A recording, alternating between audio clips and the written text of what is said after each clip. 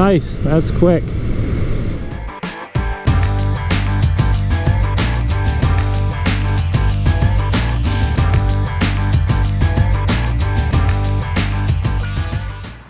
Hi, and welcome to this episode of John's Motorcycle Rescue and Review. Alright guys, once again I am with Honda's 1992 CB750 Nighthawk, and this is such a cool bike. Honda did a lot of features on this bike that make it a great low maintenance bike even today. If you're looking for your first classic bike, these things are a really nice option because of some of the low maintenance features that they have, and it gives them a little bit of an advantage over some of the older classic bikes. We'll go over some of those in just a minute here. In this video, I'm going to be talking about some of the modifications that Pete has made since the last time that I reviewed this bike. I'll also let you listen to it in a minute here, and in a little bit I'll gear up, I'll take the camera along, and we will take this bike out on the road to see how it drives. One of the coolest features on these Nighthawks is that they have the hydraulically actuated valves and valve adjustment. And so what that means is, for all intents and purposes, you don't have to go in and do valve checks on these bikes. Those stay in spec with the hydraulic pressure of the engine. Other nice features on this bike, it does have the CV carbs, it's got the electronic ignition, and even the fact that it's got a drum brake in the rear. It's a low maintenance unit, and it takes actually less periodic maintenance to maintain a drum brake than it does the disc brake in the rear. About a year ago, I have previously featured this bike on the channel, and I did a review on it. And since I have done that review, the owner, Pete, has done quite a few modifications to it to increase the performance of it, to sharpen up the handling on it.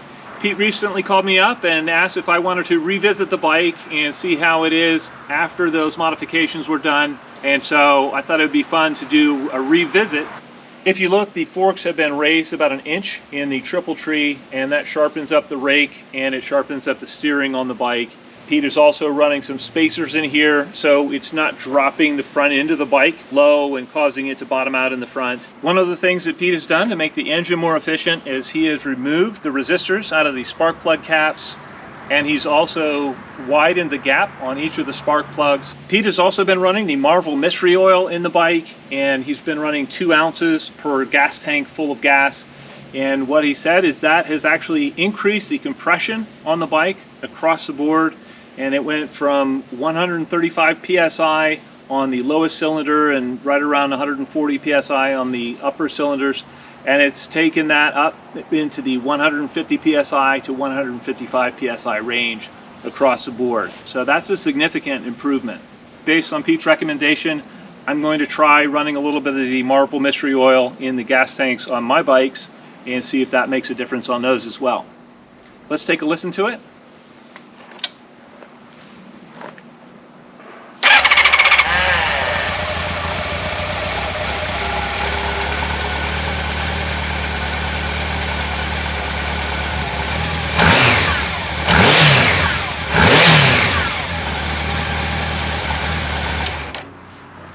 That sounds very nice, very tight. I don't hear any bad noises.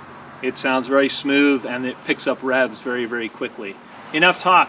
What have these changes done to the performance of the bike? I'm going to gear up. I'll bring the camera along. Let's find out together. Let's ride.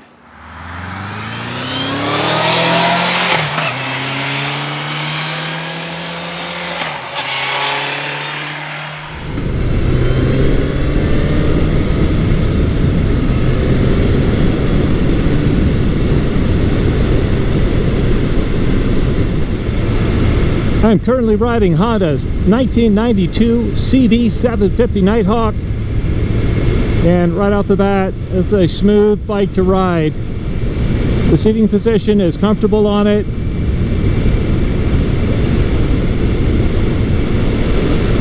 I'm a tall guy. The seat seems like it's pretty comfortable as well.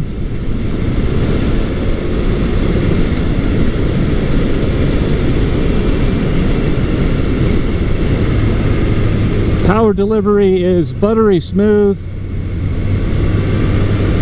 and even though this is a 4-cylinder, it's very smooth for a 4-cylinder. A lot of inline 4s are pretty buzzy, and I do get a little bit of vibration through the handlebars, but almost no vibration at all through the seat. and no vibration at all through the pegs.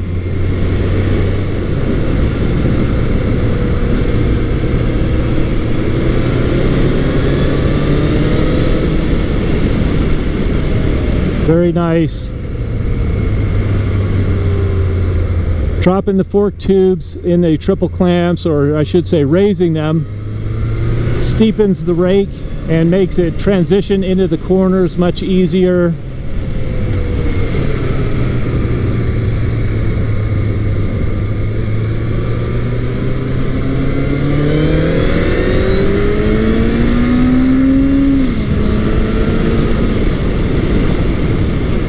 That's nice. That's quick. Since this is a 750, it definitely pays to rev it out. And I can tell, since I drove this bike the last time, it definitely has more power up top in the rev range, and it really pulls nicely all the way to redline. And very smoothly too.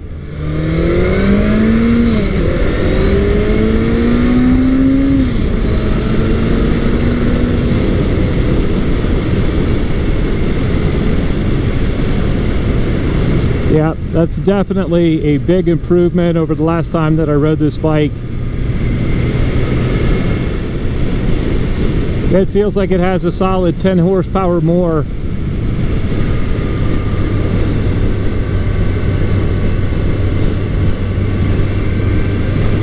It's amazing to me that bikes like this, the standard style bikes, and bikes that weren't really designed with ultimate performance in mind, they really do respond well to minimal changes to them, and you can easily pep them up.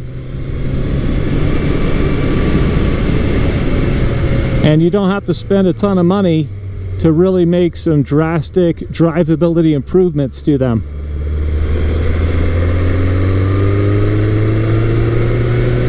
And this bike pulls extremely cleanly, even from very low in the rev range. That was 2,000 RPM, and it just, no hesitation, just pulled very nicely up through. It's a gorgeous day to be riding this bike.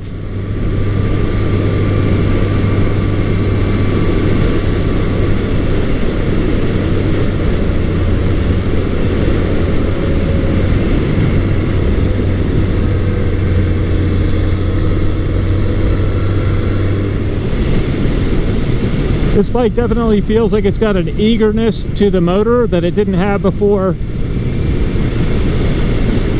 And it feels like it just pulls very cleanly and very quickly up to redline.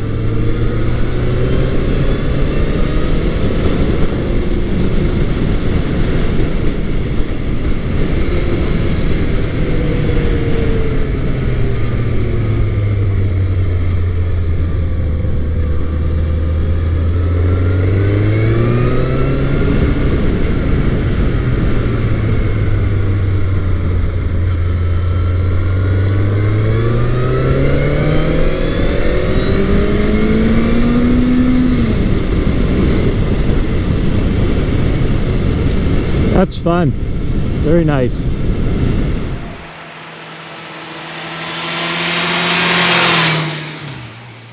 All right, man, what a lot of fun. This bike definitely seems to pick up revs quicker than before. As the tach swings through about 5,500 RPM, there's a noticeable surge in the power. It pulls out very cleanly from a stop, and it runs really, really nicely. I'm very impressed. This bike has 26,000 miles on it, so it's not necessarily a low mileage unit, but it's very tight. It runs nicely. There's no rattles to it. And I think Honda did such a good job on these to begin with. Pete has definitely gone the extra mile with the performance of this bike and steepening up the angle of the front suspension and making it sharper turning. The turn in is now much better, much more immediate when you input the turn, and it handles a whole lot better, in my opinion, than the stock bike did. I also noticed that the brakes felt better this time than when I initially rode the bike, and that's probably because the brake pads are fully set in now. It does have the upgraded EBC rotor on it and EBC HH pads in the front. And again, there's little things that you do to a standard style bike, you can drastically increase the performance of it and really the safety of it as well. I just wanted to say thank you to my friend Pete for letting me ride this bike again. It's such a treat to ride these classic bikes and to get to enjoy a machine that is so meticulously maintained and cared for as this one. Well, I'd love to know if there are any Nighthawk 750 fans out there. If so, please let me know in the comment section below. As always, I hope you found this video entertaining and informative, and until next time, enjoy the ride.